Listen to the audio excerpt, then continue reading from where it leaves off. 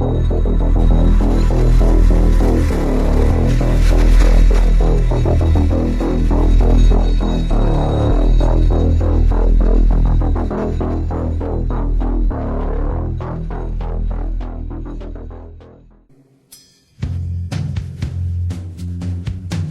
name is Nassime Saps. Named Happy Rockefeller. Real name Margaretta Large Fittler Murphy. Happy Rockefeller was he was the vice president under Gerald Ford. So this was his wife. She was the second lady. Is that what they call them? Vice president's wife, and he was also governor, and of course from the wealthy Rockefeller family. There's Gerald Ford with Happy Rockefeller, and Gerald Ford's tranny wife. Tranny to the left, tranny to the right. Okay. Because if you look at it, who runs the space program? Who runs NASA? Who runs the military? It's the reptilians. Who runs our government? The reptilians. Who runs Congress? The reptilians.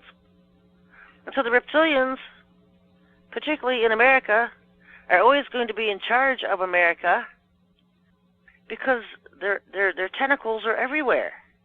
Who are the reptilians? They're the snakes. They're Lucifer's faction. America was set up to be Lucifer's country, his great end-time power nation, and that's exactly what it's become. But it's been taken over along the way by these reptilians who, at one time, were angels. See, none of them at this point in time even know who they came from because Satan has given them false histories. And so they throw all this stuff out about Enki and Enlil and all this garbage. And you know it's false histories. He's given them all a false history of who and what they are and where they came from. None of them even know their original origins. That their grandparents, because I don't know how long a reptile actually survives. Lucifer's immortal, but doesn't mean all of them, the rest of them are. They were original angels in heaven who joined Lucifer in his fall and rebellion against heaven. And when they came to earth, and Lucifer was corrupting the Garden of Eden through Lilith and then Eve, he was cursed to be a reptile. And so all of those with him were cursed to be reptiles as well. And so that's who this whole reptilian branch is. They were once angels aligned with Lucifer in his rebellion against heaven. And so over the centuries, over the years, these reptiles have offspring, and they have offspring, and they have offspring. And so what they did was develop a false sense of history of where they come from in space or whatever. I mean, it's just all lies. That's what he does. He develops a whole lie chain of histories, and nobody knows who they are. So reptiles are directly involved with Lucifer's rebellion against heaven. They were the angels that were with Lucifer when he fell. And so what we deal with now is all their offspring, because they were all cursed to be reptiles, snakes. That was part of their judgment, part of their curse. They lost their angelic looks. And it also affected their DNA because they produced reptile children. So these are the ones in control of NASA, of what we think we know about space and what we don't. They keep the truth away from us.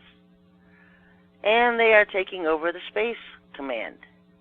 Because humans think they're making such monumental leaps into space technology because of the technology they get from these aliens, different factions of aliens they work with.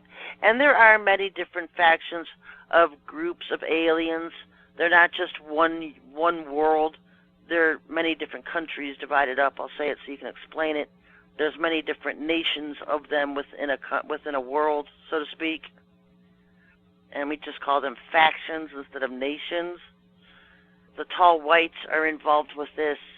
The tall whites are the ones who can relate to humans the most because the tall whites were part of Enoch's rebellion. They are the offspring of the angels who fell, the 200 angels who met on Mount Hermon and agreed to leave heaven and come to earth to procreate with human women. You can read about the Enoch's rebellion, what we call the Enoch's rebellion, the Watcher rebellion, in the book of Enoch. He describes it. And so they did not lose. They lost their angelic powers, but they didn't lose their angelic looks. So they look very tall and they look very humanoid because they were at one time also angels in heaven. And so they can relate to humans the most because they look like them the most.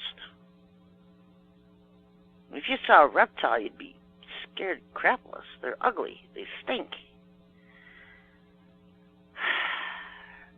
And so that's why technology seems to take such leaps and bounds, because the humans on our planet, this planet, are working with different various of these alien groups all over the place. The Navy has a group they work with. The Army has a group they work with. The Army typically works with the reptilians. The Air Force typically works with tall whites. The Navy, we have our own Navy, separate apart from the military Navy. All of these factions have their own militaries within them. You know, they even have their own submarines that they use, airplanes, space posts. There are what you call outposts throughout space. And folks, they can't go that much high out of our atmosphere around the Earth. The space station is about 18 miles above Earth. They're not going much higher than that, because then they hit the Van Allen radiation belts, the Kuiper belt, they hit all that stuff. They can use wormholes through that. And so I don't always discount that they can go deep space if they can get out there with alien technology, because they can come into Earth. So obviously there is a way out of Earth. I know that there's portals that aliens can use to access Earth if they can get through the portals. And so I'm sure humans have gotten out through alien technology, not our technology. And so this is why they need aliens and aliens need humans. Because aliens, all these different nations and groups and factions of aliens, want their foothold on Earth. They want to control Earth. Earth is the prized planet in the galaxy. It is the prized planet. But for us, it's not so good, because to them, we're their food source. We're the prized planet of food. And also minerals. They like the minerals on Earth. Gold, silver, copper, whatever it is they mine.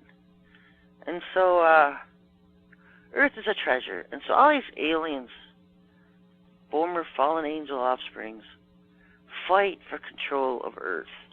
And they do it through the humans and the militaries and the governments.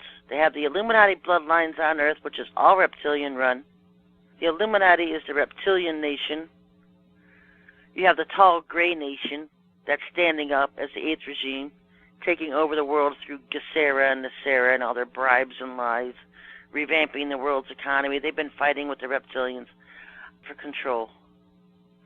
And all of the people in the military who work with these aliens, consider it just like something like the CIA. Because all of these black projects, what we call black projects, super secret projects, hidden away black military, they call it, because it's hidden away, it's kept secret. They only use hybrid humans.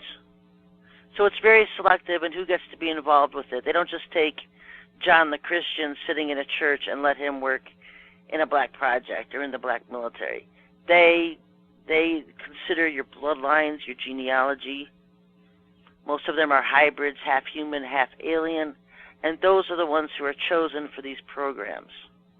Just like the CIA, they call it the family because it's all considered bloodline. You have to have alien bloodline to get in the CIA, to be a long-standing family member of the CIA. They call it the family because it's bloodline, just like the Illuminati. They're all alien bloodlines, Rh negative. It's all bloodline related. You know, even the mob, the Italian mob, you hear them screaming, oh, you're not real blood, you're not real Italian. It's Illuminati bloodline. Even that is run by Illuminati bloodlines. All of these things around us, surrounding us, are serpent seed bloodlines. We're dominated and controlled every direction by the serpent seed. Humans, hybrids, are being created everywhere. They take pregnant women out of their beds at night and insert alien DNA into the fetuses of the babies they're carrying. That's why so many normal-looking people are having these really outrageously smart kids, because they're triple-digit IQs. They're not double-digit like most mankind. They're triple-digit. They're extremely smart. It's because of their bloodlines. It's because of the DNA, the alien DNA within them. They're not fully human. They're half human, half alien. And so that's why they get picked up and picked off for these projects. They're the ones who will be working in space programs and military programs that are cut off from the rest of the public. A lot of them are chosen and groomed as children. They've learned to go into these other realms of the fifth dimension. And when they're in the fifth dimensional realms, because there's different realms within the dimension, as children, they will come into contact with angels. They're protected by angels if need be. And so you'll hear a lot of them. They'll start to describe angels they see. They'll give them names. Some of it's a lot of truth mixed with lies, put it that way.